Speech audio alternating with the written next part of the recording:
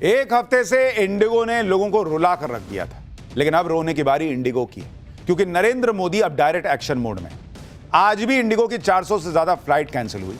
इस महीने 4000 से ज्यादा फ्लाइट कैंसिल हो चुकी है। यह किसी भी हालत में बर्दाश्त करने वाला नहीं है। पीएम मोदी इसे देखकर बहुत गुस्से में भी हैं। एनडीए की मीटिंग में पीएम मोदी ने कह दिया कि नियम और सुधार अपनी जगह पर महत्वपूर्ण है, लेकिन उनकी वजह से जनता को किसी तरह की परेशानी नहीं होनी चाहिए। पीएम मोदी ने कहा कि सरकार के बनाए कोई भी नियम देश के लोगों पर बोझ नहीं बनने चाहिए। नियमों का मकसद सिस्टम को बेहतर बनाना होना चाहिए, न कि जनता को परेशान करना। सुनिए इंडिगो संकट पर पीएम मोदी की नाराजगी पर केंद्रीय मंत्री किरण रिजिजू ने क्या बताया, फिर आपको बताता हूं कि इंडिगो पर क्या क्या एक्शन हो रहा है। प्रधानमंत्री जी ने एक बात को बल दिया है कि कोई भी कानून बनेगा, अभी से कोई भी नियम बनेगा, उसमें ऐसा कोई प्रावधान नहीं होना चाहिए जिससे किसी भी नागरिक को नुकसान हो या तकलीफ दे। The rules and the laws should not become a burden। Narendra Modi के एक्शन में आते ही इंडिगो की सारी हेकड़ी निकल गई। आप इंडिगो के सीईओ को देखिए। आज सिविल एविएशन मिनिस्टर और सेक्रेटरी के सामने इंडिगो के सीईओ पीटर एल्बर्ट्स की पेशी हुई। इंडिगो के सीईओ इस पे मीटिंग में हाथ जोड़े हुए दिखे, और यह बहुत ही पावरफुल तस्वीर है।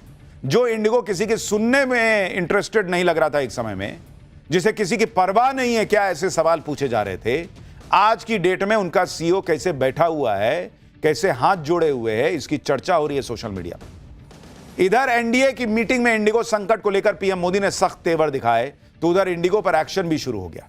एक तरफ सिविल एविएशन मंत्री राममोहन नायडू ने संसद में साफ कर दिया कि मौजूदा संकट के लिए इंडिगो की जवाबदेही तय की जाएगी। दूसरी तरफ सिविल एविएशन मंत्रालय की हाई लेवल मीटिंग के बाद इंडिगो एयरलाइंस को लेकर बड़ा फैसला भी ले लिया गया। डीजीसीए ने इंडिगो की फ्लाइट्स में 5% की कटौती करने का फैसला किया। इस वक्त इंडिगो के हर दिन करीब 2200 फ्लाइट्स उड़ती हैं। एक दिन में 2200 फ्लाइट उड़ती है इंडिगो की। डीजीसीए के फैसले के बाद इसमें से अब 110 फ्लाइट में कटौती हो जाएगी, यानी 110 फ्लाइट से जो इंडिगो कमाता था वो पैसा गया हवा में। यह कटौती हाई डिमांड हाई फ्रीक्वेंसी वाले रूट की फ्लाइट्स में की गई है। इंडिगो एयरलाइंस को इस फैसले की जानकारी दे दी गई है, और अब कौन कौन सी उड़ानें कम की जाएंगी इसकी लिस्ट तैयार की जा रही है। कहा तो यह भी जा रहा है कि भाई अभी तो यह शुरुआत है, इंडिगो के पर कतरे गए हैं, अभी तो और छटाई बाकी है, क्योंकि हो सकता है 5% के बाद 10% की कैपिंग हो जाए। इंडिगो को कैसे झटका लगा है, कैसे इंडिगो के अब आंसू निकल रहे हैं, क्योंकि देखिए इस कंपनी ने जो पब्लिक को रुलाया, किसके लिए रुलाया? पैसे के लिए ना रुलाया कि तुम रहो एयरपोर्ट पे, तुम बैठे रहो, लेटे रहो, सोए रहो 10-10 घंटा, हम जब भेजेंगे तब देखेंगे रिफंड करना है कि नहीं करना है। लेकिन इंडिगो को जो चपत लगी है, आप उसको देखिए कि अब उसके कैसे आंसू निकलेंगे, उसको कैसे आर्थिक नुकसान हुआ है। भाई टिकट रिफंड जो वो करने से बचना चाह रहा था, आज की डेट में कल तक उसने 827 करोड़ का टिकट रिफंड किया था, तो 827 करोड़ तो पहले ही गए। शेयर मार्केट में नुकसान, शेयर मार्केट में जो इंडिगो का शेयर गिरा, उससे इंडिगो को अभी तक कहा जा रहा है कि ऑलमोस्ट 37,000 करोड़ का सीआर का नुकसान हो चुका है। 37,000 करोड़। 5% फ्लाइट कटौती कर दी है सरकार ने, इससे 110 के करीब फ्लाइट कम उड़ेगी। इससे 3500 करोड़ रुपया, 3500 करोड़ रुपया सालाना, ऑलमोस्ट सालाना जो है 3500 करोड़ रुपया जो है वो इंडिगो को नुकसान होगा। अगर 5% और किया तो 3500 करोड़ और जोड़ लीजिए, यानी 7000 करोड़ रुपए ऑलमोस्ट सालाना हो जाएगा।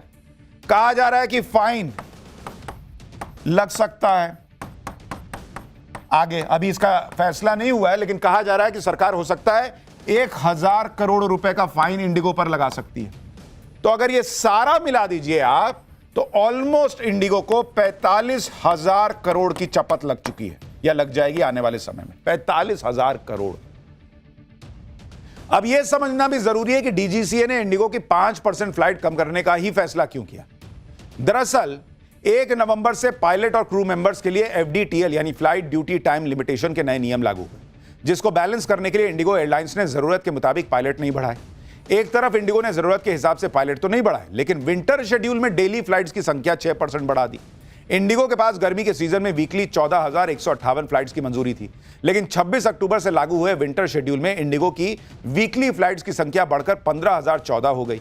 डीजीसीए की शुरुआती जांच के मुताबिक इसी वजह से नवंबर में इंडिगो की कई फ्लाइट्स कैंसिल हुई, लेकिन दिसंबर का पहला हफ्ता आते आते संकट विकराल हो गया।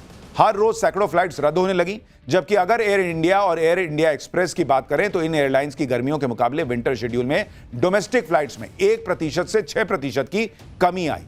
अकासा एयरलाइंस की भी विंटर शेड्यूल में फ्लाइट्स में ऑलमोस्ट 6% के करीब की कमी आई। इसलिए दूसरी एयरलाइंस के ऑपरेशंस में नए नियमों का ज्यादा असर नहीं पड़ा, जबकि पिछले 8 दिनों में इंडिगो की 5,000 से ज्यादा फ्लाइट्स कैंसिल हुई।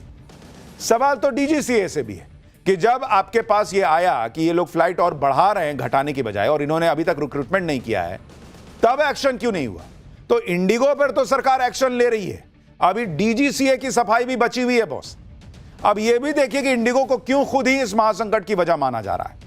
इंडिगो के पास सबसे ज्यादा 417 प्लेन हैं और सबसे ज्यादा करीब 5500 पायलट हैं। एक दिन में इंडिगो की 2300 से ज्यादा फ्लाइट्स उड़ती हैं, लेकिन यह भी देखिए कि दूसरी एयरलाइंस की तुलना में इंडिगो का पायलट प्लेन रेशियो काफी खराब है। इंडिगो के पास एक प्लेन के लिए 13 पायलट है, जबकि एयर इंडिया के पास एक प्लेन के लिए 19 और एयर इंडिया एक्सप्रेस के पास एक प्लेन के लिए 17 पायलट मौजूद हैं।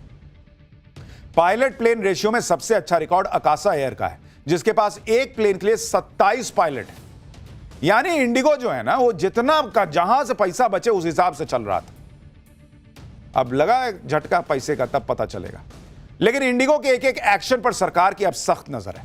इंडिगो के ऑपरेशंस पर नजर रखने के लिए सरकार ने देश के 10 बड़े एयरपोर्ट्स पर सीनियर ऑफिसर्स को तैनात कर दिया है, जो ये पता लगाएंगे कि यात्रियों को किस तरह की परेशानियों का सामना करना पड़ रहा है। ये अफसर डिप्टी सेक्रेटरी, डायरेक्टर और जॉइंट सेक्रेटरी लेवल के हैं। यह तस्वीर कोलकाता एयरपोर्ट की है, जहां केंद्र सरकार के अफसर यात्रियों से फ्लाइट्स को लेकर फीडबैक लेते हुए नजर आ रहे हैं। ऐसा नहीं है कि इस तरह का क्राइसिस दुनिया में कहीं और नहीं आया, लेकिन आप इस बात को समझिए कि इंडिगो को 18 महीने का वक्त मिला था कि तो वो तैयारी कर सकता था। उसके लिए अचानक ऐसा नहीं है कि धप से क्राइसिस गिर गया सामने आके कि लो अब क्या करें। वो चाहता तो इस तरह के बड़े क्राइसिस को नहीं आने देता, मैनेज कर सकता था। इसलिए उसका जो क्राइसिस है ना, वो क्राइम की कैटेगरी में आता है जो उसने पब्लिक के साथ किया। लेकिन दूसरे देशों में जो क्राइसिस आए, अचानक आए, शॉर्ट टर्म में चीजें ठीक कर ली गई, लेकिन वहां क्या हुआ आपको देखना चाहिए।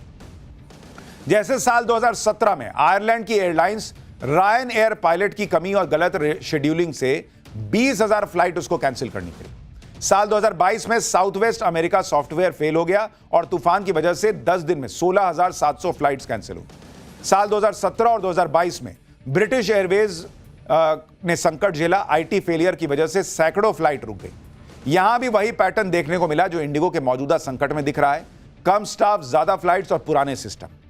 और अभी लेटेस्ट अपडेट यह है कि इंडिगो की फ्लाइट्स पर जो 5% कटौती की गई थी, उसे बढ़ाकर 10% कर दिया गया, क्योंकि आज भी उसकी 400 से ज्यादा फ्लाइट कैंसिल हुई है। तो सरकार ने, अभी मैंने कहा था ना कि 5% और हो गया, 10% फ्लाइट में कटौती कर दी गई है इंडिगो की। आप देखिए कि हमारे यहां और बाहर के देशों का अंतर यह है कि यहां तो एयरलाइंस कोई लोड ही नहीं ले रहा था अभी कुछ दिन पहले तक, जबकि विदेशों में एयरलाइंस को पता है कि इस तरह के क्राइसिस में यात्रियों को रुलाया तो तगड़ा जुर्माना भरना पड़ेगा। जैसे आप देखिए कि यूरोपियन यूनियन में 30,000 से 70,000 रुपए प्रति व्यक्ति हर्जाना देना पड़ता है। इसके साथ ही यात्रियों के लिए होटल और खाने का इंतजाम करना होता है। अमेरिका में फ्लाइट कैंसिल होने पर टिकट के पैसे रिफंड करने होते हैं, होटल का इंतजाम करना होता है और भविष्य की यात्राओं के लिए कई तरह के कूपन्स देने पड़ते हैं। भारत में फ्लाइट कैंसिल होने पर किसी तरह का कोई हर्जाना नहीं मिलता, रिफंड भी आधा अधूरा मिलता है। होटल और खाना देने से भी एयरलाइंस बहाना बनाकर बचने के रास्ते ढूंढती हैं। यानी अमेरिका, यूरोप में फ्लाइट्स में देरी या कैंसिलेशन एयरलाइंस को बहुत महंगा पड़ता है, जबकि भारत में तो एयरलाइन कोई भी क्राइसिस आए या ना आए, इसमें इनकी चांदी ही चांदी होती है, क्योंकि ना तो कोई पेनल्टी है ना यात्रियों के लिए विकल्प। इसे भी देखने की जरूरत है।